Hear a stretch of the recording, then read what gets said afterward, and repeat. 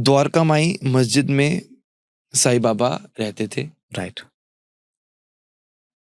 साई एक Persian word है जो कि ज्यादातर मुस्लिम्स यूज करते हैं। इस्तेमाल में लाते हैं। हाँ।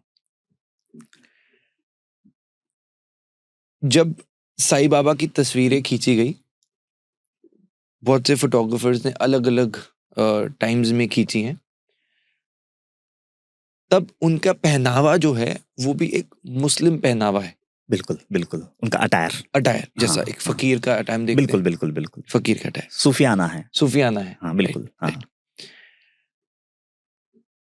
सबसे जो मेन क्वेश्चन आता है, क्योंकि जैसे आपने वर्ड यूज किया था स्टार्टिंग में, प्रकट। बिल्कुल। अब अगर प्रकट हुए हैं तो कहीं से तो वो आए हैं, यानी किसी एनर्जी से तो वो पास ऑन हुए होंगे। जैसे कि अगर आपने परम तत्व की हमने डिस्कशन किया, सो क्या साईं बाबा मुस्लिम थे? ओके। देखिए, इस बारे में है ना, पूरा उनका पूरा लाइफ जो है वो इसी बात पे तो उन्होंने खर्च की कि उनका जो अटायर था, जैसा आपने कहा कि बिल्कुल सूफियाना था। वो कफनी पहनते थे और फड़का बांधते थे अपने माथे पर, और मस्जिद में रहते थे। वो शुरुआत में मस्जिद कहलाती थी, मस्जिद में उनका निवास था। लेकिन एक तरफ उनका अटायर सूफियाना था, मुस्लिम धर्म के अनुरूप था, और मस्जिद में निवास करते थे। एट द सेम टाइम 24/7 अग्नि जला के बैठे थे। अग्नि जलती थी। हाँ, आज भी है, आज भी है। और उसी मस्जिद में गंठा आज भी है। तो फिर अब ये क्या है? मतलब उन्होंने क्या क्या जताना चाहते थे? वो दुनी माई कहते थे। दुनी माई कहते थे उसे। Yes. दुनिया आज भी रमी हुई है वहां पे, आज भी 24/7 वो दुनी जल रही है जी। और साईं सच्चरित्र में उस दिन एक धुनी के बारे में आता है कि मैं तुम्हारे दुष्कर्मों को, तुम्हारी गंदी प्रवृत्तियों को, तुम्हारी वासनाओं को, तुम्हारी विकारों को अपनी पूरी टैलेंट इस्तेमाल करके मैं एक एक करके खाक करता हूं, और मैं तुम्हें उस मोक्ष पथगामी बनाता हूं, उस मोक्ष के रास्ते पे लगा देता हूं। तो धुनी मैंने इसलिए जमा रखी है ताकि तुम्हारे सारे जितने भी बंधन है, जितनी भी गंदी वृत्तियां हैं, वासनाएं हैं, विकार है, संसार की जितनी भी आसक्तियां हैं, इच्छाएं हैं, कामनाएं हैं, सब जो तुम्हारा मतलब किसी धर्म से बंधे हो, किसी जात से बंधे हो, किसी जगह पे फंसे हो, तो जहां जहां से भी तुम फंसे हो, वो सारी गंदगी को निकाल करके मैं 24/7 इस अग्नि में तुम्हारा गंदगी का हवन करता हूं, और मैं तुम्हें उस मोक्ष के रास्ते पे लगा देता हूं। ये क्लियरली 5वें अध्याय में वो धुनी के बारे में आता है। तो धुनी इसलिए रमा के बैठा हूं। तो फिर देखो ना, एक तरफ मस्जिद है लेकिन धुनी रमा के बैठे हैं, और उसी मस्जिद के प्रांगण में तुलसी वृंदावन है जो आज भी पूजी जाती है। Sure, right. और वही बाबा,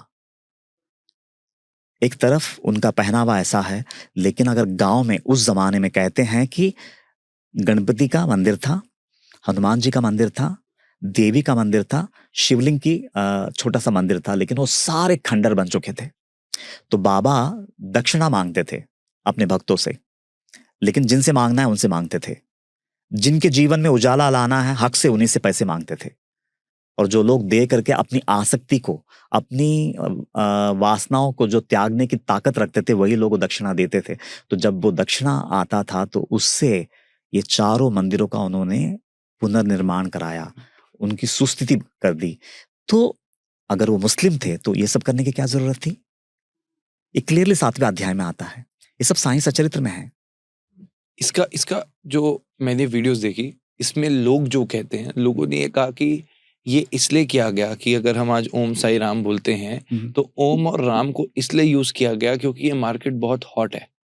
यही वर्ड्स मैंने सुने। I am so sorry to use this. मुझे पता है इट हर्ट्स, राइट, बट क्योंकि हम एक पब्लिक प्लेटफॉर्म में और बहुत से लोग कमेंट भी आज करेंगे, तो मैं चाहता हूँ कि हम इस डिस्कशन को ओपन करें, ओपन फोरम में हम करें। बिल्कुल। तो लोग कहते हैं कि हिंदुइज्म को इसलिए यूज किया गया ताकि भीड़ उमड़ सके। ओह गॉड, नहीं, अभी तो अगर ऐसी अगर सोच उनकी है तो उस पे मैं क्या ही बोल सकता हूँ। लेकिन जहाँ तक बाबा की जो माइंडसेट थी, वो इतने विशाल हृदय लेकर के आए थे, और वही विशाल हृदय से जग को प्रीच भी किया कि मैं अगर हूँ तो मैं सभी धर्मों का हूँ, मैं अगर नहीं हूँ तो मैं किसी धर्म का नहीं। क्या हम ये नहीं बता सकते कि वो हिंदू थे या मुसलमान? नहीं, उन्होंने वो बताया ही नहीं ना। अच्छा, मैं एक कहानी बता दूं, श्योर। ज्यादा साफ हो जाएगा, एकदम साफ हो प्लीज जाएगा। प्लीज। अभी कई बार है ना, लोग एक सवाल पूछते हैं कि अगर आपके साईं बाबा अगर मुसलमान नहीं थे तो एक रोहिला करके शिरडी में आता है। ओके। एक रोहिला, शिरडी जो गांव है उसी के पास? हाँ, गांव में आता है, अंदर ही? अंदर। ओके और ना मुस्लिम है, ओके और कुरान शरीफ की आयतें, कलमा जो है बहुत ऊंचे सुर में चिल्ला चिल्ला करके पढ़ता है। हाँ। तो पूरे गांव के लोग जो है ना पूरी तरह से डिस्टर्ब हो जाते हैं ओके। कि आज भी देखो ना, मतलब ना थोड़ा भी शोर होता है तो हम लोग डिस्टर्ब हो जाते हैं। तो उसी तरह से गांव के लोग है ना, पहले तो बंदे को समझा के देखते हैं लेकिन वो नहीं मानता है। तो फिर वो सब गांव का गांव पूरा उठ करके बोलते हैं बाबा के पास अगर जाएंगे तो बाबा इसको रोक पाएंगे। तो बाबा के पास जा करके फरियाद करते हैं कि बाबा, ये रोहिला जो है ना, ये 24/7 मतलब ना दिन देखता है ना रात देखता है, बड़ी जोर की आवाज में मतलब ये कलमे पढ़ता है, अल्लाह अकबर का नारा लगाता है। आप प्लीज इसको बोल दीजिए ना कि कम से कम रात में ये चिल्लाए ना। क्या गलत था? पूरा गांव जो बाबा के पास जो कंप्लेंट लेके गई है उसमें, और बोलते हैं हम दिन भर अपने खेत खलियानों में मतलब दिन भर मेहनत करते हैं, थका हारा घर पे आते हैं, और रात को भी हम चैन से सो नहीं पा रहे हैं बिकॉज ये बंदा अल्लाह अकबर का नारा 24/7 लगाता है। तो बाबा वो बात सुनते हैं, पहले तो सुन के लेते हैं क्या बोल रहे हैं। फिर बाबा एक बात बोलते हैं, प्लीज ध्यान से सुनिएगा, लेकिन यही प्रॉब्लम है कि हम है ना बाबा को समझ नहीं पाए। बाबा बोलते हैं कि इसकी एक बीवी है रोहिली, जब ये कलमा पढ़ना बंद कर देता है ना तो इसकी बीवी सीधा मेरे पास आती है, मुझे छलती है, मुझे परेशान करती है। ये जब तक ये कलमा पढ़ रहा होता है तब तक मैं चैन से हूं यहाँ पे, लेकिन ये जैसे ही कलमा पढ़ना बंद कर देता है, कुरान शरीफ की आयतें पढ़ना बंद कर देता है, कि इसकी बीवी वो मुझ तक पहुंचती है और मुझे छलती है, मुझे सताती है, मुझे परेशान करती हैं। तो इसके ये कलमा पढ़ने से मुझे बड़ा सुकून है, शांति है। तो आप लोग प्लीज चले जाइए। और आगे चरित्र में 3rd अध्याय में आता है ये लीला, और आगे चरित्र में क्लियरली लिखा है कि उसकी कोई बीवी ही नहीं थी, वो तो कफल्लक था, मतलब भिक्षा मांग करके वो उसका जीवन यापन हो रहा था। तो वो क्या शादी करेगा, और वो क्या मतलब रोहिली जैसे कोई थी नहीं। बाबा का ये क्या था, ये क्या आंसर था, हमारे समझ में ही नहीं आया। पूरा गांव चकित हो जाता है। तो फिर अब सवाल ये है, अब ये कथा है ना इस अध्याय में यहाँ पे खत्म हो जाती है। ओके। क्या लेंगे? मतलब पूरा गांव को खदेड़ दिया, ये बंदे को सराखों पे रखा। तो फिर कभी कभी तो लोग ऐसा भी बोलते हैं, तो क्या बाबा मुस्लिम नहीं थे? क्योंकि वो बंदे को सराखों पे रखा और पूरे गांव को खदेड़ दिया, तो क्या बाबा मुस्लिम नहीं थे? लेकिन है ना, इस लीला को अच्छे से समझना होगा। ये लीला में बाबा ये बोल रहे हैं कि ये जो बंदा है ना, इसके मन में मतलब जो रोहिली करके जो बोला है ना, उसके बीवी का नाम लिया है, उसके अंदर में जो गंदा उसकी दुर्बुद्धि है, जो उसका मन जो मैला हो चुका है, उसमें जो रॉन्ग थॉट्स आते हैं, उसको बाबा ने वहां पे रोहिली करके संबोधित किया है। तो इसके मन में जब भी कोई गलत विचार आता है, कोई नेगेटिव थॉट्स आते हैं, तो ये जोर जोर से अल्लाह को पुकारता है, अल्लाह अकबर का नारा लगाता है, और इस वजह से मेरे तक जो इसकी बीवी पहुंचती है ना, वो नहीं पहुंच पाती है।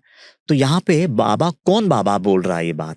द्वारका माई में मस्जिद में बैठा हुआ बाबा ये बात नहीं बोल रहे हैं। बाबा बोल रहे हैं कि ये रोहिला के हृदय में मैं अंतर्यामी बन करके बैठा हूं, वैसे ही मैं तुम सबके हृदय में अंतर्यामी बन करके बैठा हूं, लेकिन सिर्फ इसको अपने मन में उठने वाले नेगेटिव विचार सताते हैं। ये परेशान हो चुका है उनसे, और इसलिए वो तौबा करते हुए वो अल्लाह को पुकारता है, और उससे मैं अंतर्यामी, मुझको बड़ा सुकून मिलता है, क्योंकि मेरे तक नहीं आती है वो दुर्विचार, वो गंदे विचार। इस तरह से मेरा बड़ा सुकून से मतलब रात बीतता है।